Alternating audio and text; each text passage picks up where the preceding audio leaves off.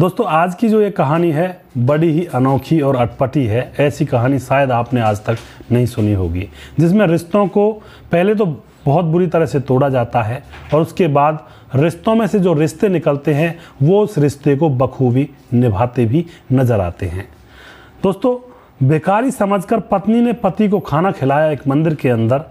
फिर उसके बाद उस पति ने अपनी पत्नी को पहचाना और फिर उसके बाद उनके बीच में जो बातें होती हैं, जो घटना घटित होती है, आप सुनोगे तो आपकी आंखें भी नम हो जाएंगी। आखिर क्या हुआ था इस घटना के अंदर, पूरी जानकारी यहाँ पर लेने वाले हैं। वीडियो को अंत तक जरूर देखिएगा। नमस्कार, मैं हूँ सुदेश कुमार और तिरछी बात चैनल में आपका स्वागत है।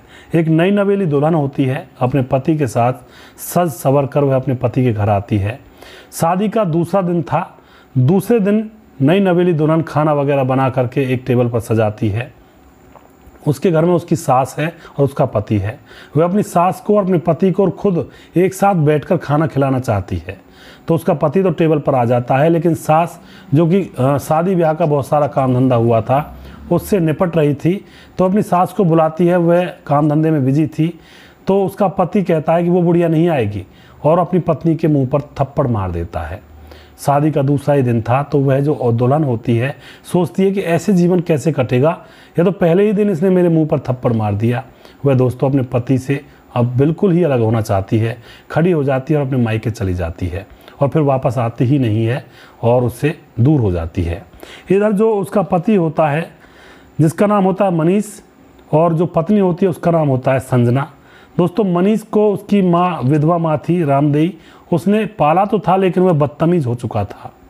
बदतमीज जैसे हो चुका था तो उसकी शादी जैसे हो जाती है, माँ जैसे तैसे शादी करवा देती है। तो पत्नी आती है।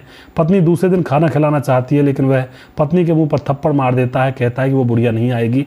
तो पत्नी अपने मायके चली जाती है। इधर जो मनीष होता है वह भी अपने घर रहकर दूसरी लड़की से ब्याह कर लेता है, और उसकी जो पत्नी होती है, पहली पत्नी संजना, वह भी दूसरे लड़के से शादी कर लेती है। अब मनीष को यहाँ पर 4 लड़के होते हैं और 4 लड़के बड़े हो जाते हैं, उनकी शादी कर देता है। उम्र का तकाजा था, मनीष बुजुर्ग होने लगा था। इधर जो उसकी पत्नी संजना थी उसने शादी की थी, उसको 2 लड़के हो जाते हैं, बड़े संस्कारी, बड़े होनहार, अच्छी शिक्षा उनको देती है।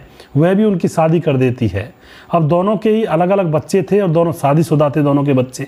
अब क्या होता है, जो मनीष होता है उसकी जो माँ होती है वह बड़ा तड़प तड़प कर मरती है। मनीष उसकी तरफ ध्यान भी नहीं देता है, ना उसको खाने की, ना रोटी की, ना पानी की पूछता।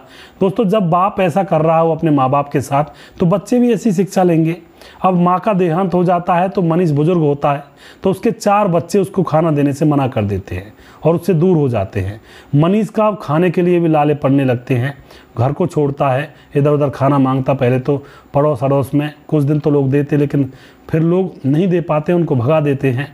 फिर वह एक मंदिर को अपना आसरा बनाता है, वहाँ पर लोग भंडारे करते हैं, तो वहीं पर खाना खाता और वहीं पर एक कंबल लेकर उसमें लिपटा हुआ पड़ा रहता।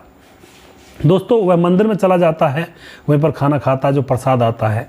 अब जो उसकी पहली पत्नी थी संजना, वह अपने दोनों बेटों को उस मंदिर में लेकर आती है भगवान के दर्शन करवाने के लिए। तो वह जैसे ही मंदिर में घुसती है तो उसको दूर सीढ़ियों पर बैठा हुआ उसका पहला पति मनीष नज़र पड़ जाता है। भले ही वह भिखारी के रूप में था, लेकिन वह पत्नी पहचान लेती है।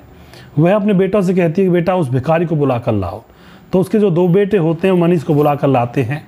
कहते हैं माँ इसका क्या करोगे आप? तो वो कहती खाना खिलाएंगे इसको। तो लाकर उसको खाना खिलाया जाता है। मनीष उस पत्नी को पहचान लेता जो उसकी पहली पत्नी थी संजना। संजना भी उसको पहचान चुकी थी। अब मनीष उसके सामने रोने लगता है, गिड़गिड़ाने लगता है कि मुझे माफ़ कर दो, मैंने तुम्हारे साथ जो किया बहुत गलत किया था। संजना कहती है कि नहीं कोई बात नहीं है, समय की बात है, समय उल्टे सीधे काम करवा देता है। क्योंकि यहाँ पर दोनों एक दूसरे को पहचान चुके थे और जो मनीष होता है वह भिखारी बन चुका था। मनीष अपनी सारी घटना अपनी पुरानी पत्नी संजना को बताता है कि मेरे 4 बेटे हुए, मैंने अच्छे संस्कार नहीं दिए, मेरे ही संस्कारों को देखकर वह मेरे ही ऊपर हावी हो गए, अपनी माँ का भी मैंने ख्याल नहीं रखा और उसकी सज़ा मुझे आज मिल रही है। अब जो 2 बच्चे थे संजना के साथ आए थे, उसके बच्चे थे, वह कहते हैं माँ यह कौन है? तो संजना कहती है कि बेटा यह मेरे पति थे, पहले पति, जिनके पास मैं शादी करके गई थी। सिर्फ एक रात इनके पास रुकी थी, लेकिन वहाँ पर कुछ ऐसा हुआ जो इनको मुझे छोड़ना पड़ गया और इनके जो बच्चे हैं वो इनको खाना नहीं देते हैं, इनको छोड़ रखा है, ये दर दर की ठोकर खा रहे हैं। बच्चे भी सारी बात सुन रहे थे कि इसलिए इन दोनों का अलग होना हुआ था, क्या बात हुई थी। तो अब यहाँ पर जो मनीष होता है वह रोता हुआ वापस मंदिर की सीढ़ियों पर चलने लगता है, लेकिन जो लड़के होते हैं उनके कंधे पर हाथ रखकर उसे वापस बुलाते हैं कि बाबा इधर आओ, और अपनी माँ से कहते हैं कि माँ, हम इन बाबा को अपने साथ सेवा करने के लिए ले जाना चाहते हैं, तुम राजी हो तो हम इन्हें अपने साथ घर ले जाना चाहते हैं। माँ कहती है कि ठीक है बेटा, तुम जैसा चाहो ऐसा कर लो, बेचारा बेसहारा है। तो वह बेटे उस बुज़ुर्ग आदमी को अपने साथ ले जाते हैं, और वह बुज़ुर्ग आदमी मनीष अब अपनी पहली पत्नी के घर पर उनके बेटों के साथ रहता है। वह बेटे उसकी खूब सेवा करते हैं। तो दोस्तों, माँ यहाँ पर पहली गुरु होती है। इस माँ ने अपने दोनों बेटों को अच्छे संस्कार दिए तो वह दूसरे लोगों की सेवा करने में जुट गए। एक माँ ऐसी होती है जो संस्कार नहीं दे पाती कई बार, तो उनके बच्चे आवारा बन जाते हैं। तो यहाँ पर माँ पहला गुरु होती है। दूसरी बात यह है कि बच्चों को अपनी माँ की सेवा करनी चाहिए। माँ के बगैर इस संसार में कोई भी हिमायती नहीं होता है बच्चे के लिए। तो दोस्तों, इस कहानी से आपको क्या शिक्षा मिलती है, अपनी राय कमेंट बॉक्स में लिख सकते हैं। जो मनीष है अपनी पहली पत्नी संजना के बेटों के साथ उसके घर चला गया और वहीं पर उनके साथ रह रहा होता है। आपको अगर ये कहानी सही लगती है, अच्छी लगती है, तो आप कमेंट बॉक्स में लिख सकते हैं, हमें बता सकते हैं अपनी राय। अगला प्रोग्राम मैं जल्दी फिर से लेकर आऊँगा। तब तक आप खुश रहें, सावधान रहें। जय हिंद, जय भारत।